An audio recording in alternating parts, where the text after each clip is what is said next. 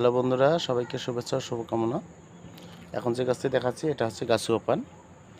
আমার এই আম গাছে লাগানো আছে। এটা শখ করে গিয়েছিলাম। আসলে গাছটা খুবই সুন্দর হয়েছে। এই যে দেখুন,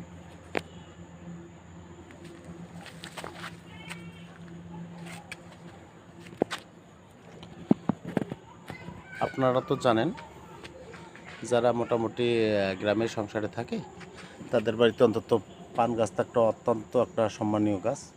কারণ যারা আসবে তাদেরকে পান সুপারি দিতে গেলে অবশ্যই পানের দরকার হয়। তা সেই আমার এই পানের গাছ।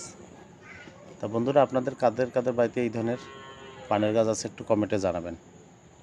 আর যদি আপনাদের পানের চারা লেগে থাকে বা প্রয়োজন হয় অবশ্যই আমার সাথে যোগাযোগ করবেন।